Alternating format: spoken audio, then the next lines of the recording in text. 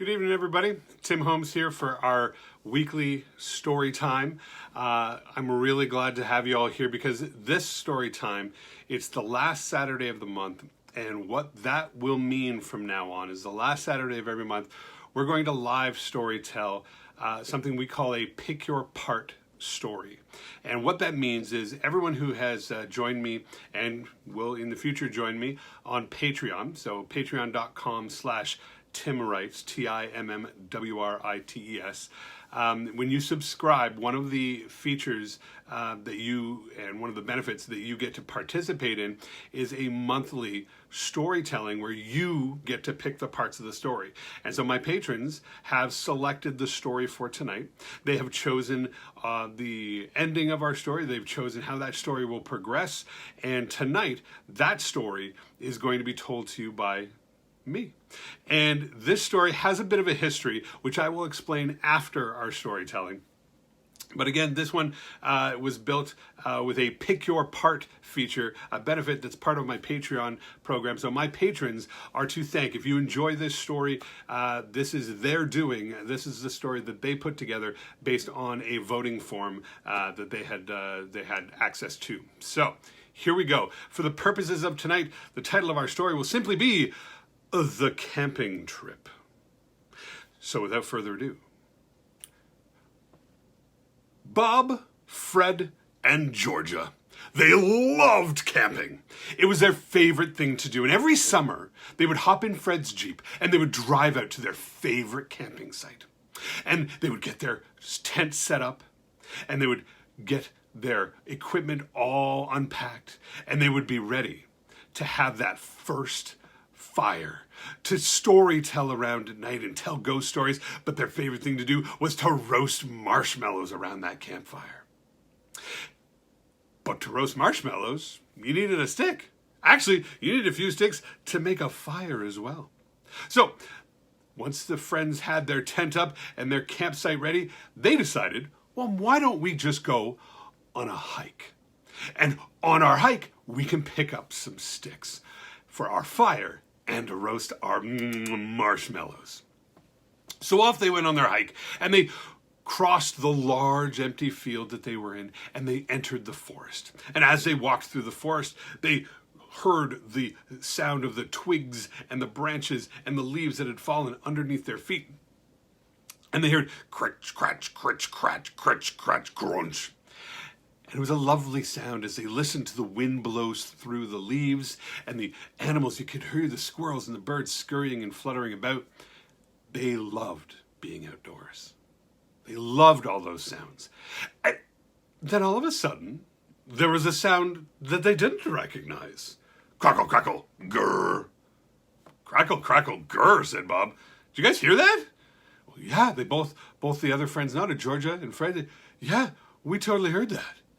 What was it? Crackle, crackle, grrr. I think it's coming from over there, said Bob. So off they went, following this very strange sound. As they followed the sound, they exited the forest and they found themselves at the base of a very tall, muddy hill. And so they went up the hill, crackle, crackle, grrr, following the noise, and slipped a little bit on the mud as they were making their way up, and they landed on their hands and their knees, and they crawled their way through the muddy hill all the way to the peak, and that's when they saw it. More muddy hills? Bob, Fred, and Georgia stood at the top of the hill, unsure of what to do, and then they heard crackle, crackle, grrr. And that's when Georgia says, well, enough of is enough. I have to find out what that noise is. Follow me, boys. And Georgia jumped forward like Superman with her hands forward and leaped and threw herself down the muddy hill. All the way down the hill she went.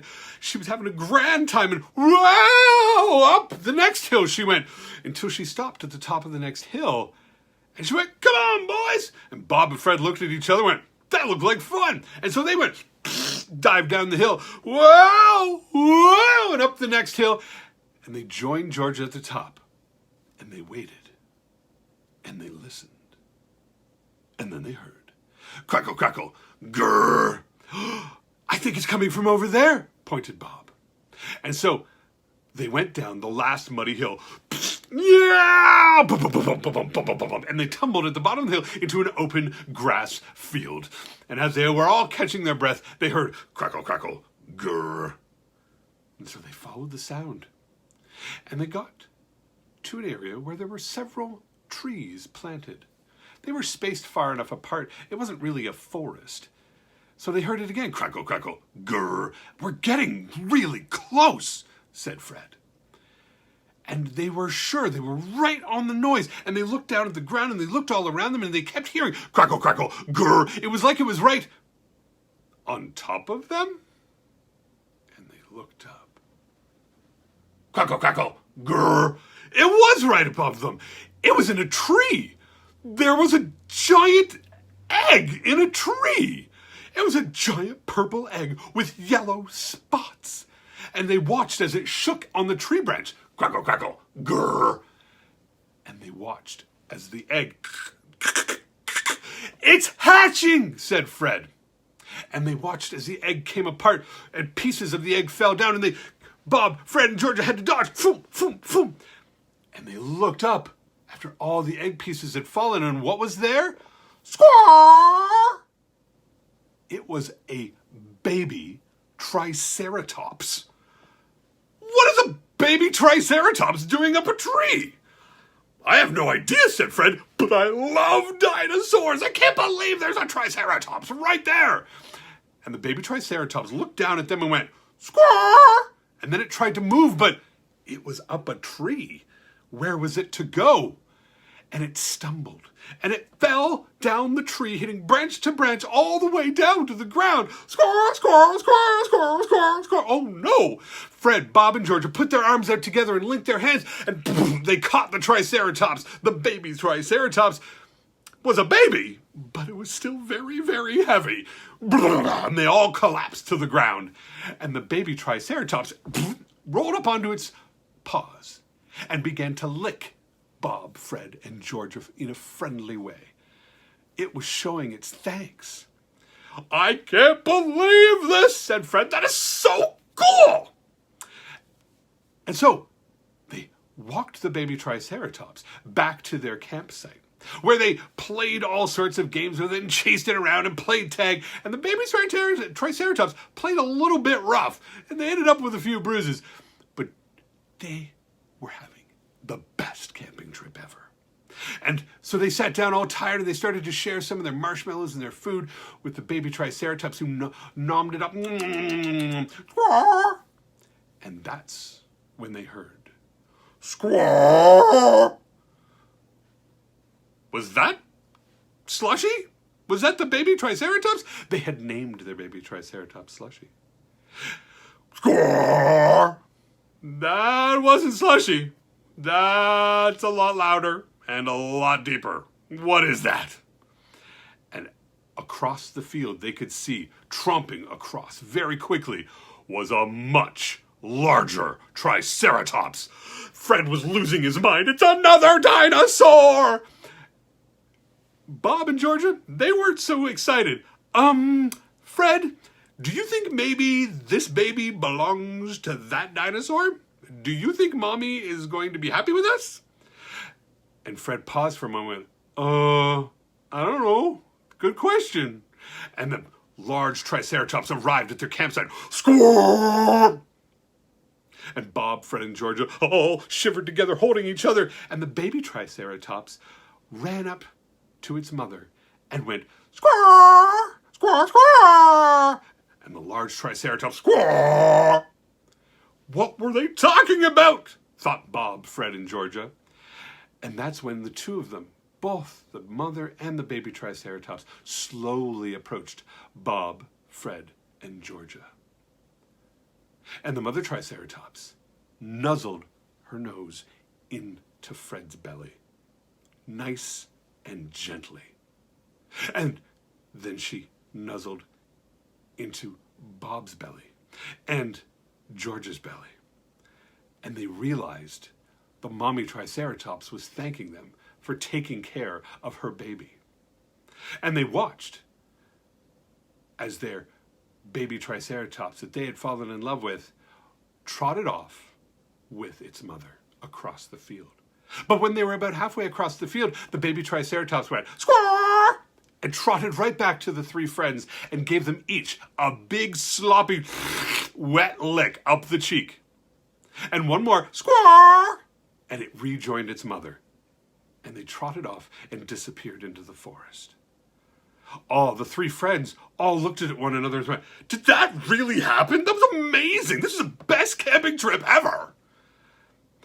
But Fred was sitting there scratching his chin. He thought, and Bob and George asked, "Fred, what are you thinking?" And Fred thought, well, how did the Triceratops egg end up in a tree anyway? And they all thought about it for a bit. And then they thought, you know what? Maybe that's a question for another day. The end. That, ladies and gentlemen, was a pick your part storytelling. I hope you enjoyed it this evening. That, again, is something that it was put together. All those different pieces of the story were selected by my patrons at patreon.com /TIMMWRITES. You can check out the link to Patreon on my website at TIMMHOLMES.com. That's timholmes.com. Also on timholmes.com, you can check out some free downloads at my activities section where you can download crafts and activities to get you building stories as quickly as possible. But definitely, do yourself a favor. Lots of different things going on. We're about to launch a new month. Monday is a brand new month on Patreon, which means a whole lot more content coming, whether it's behind the scenes videos, whether it's writing comparisons, that we're looking at the draft to a final copy. There is Ask the Author video calls that we're doing. And of course, your pick your part story that we'll be doing monthly. So ladies and gentlemen, thank you so much for joining me tonight. For all the details and all the different things to see that are going on, remember to check out timholmes.com. And guys, take care of yourselves, take care of your families, and always have fun creating. Have a good night.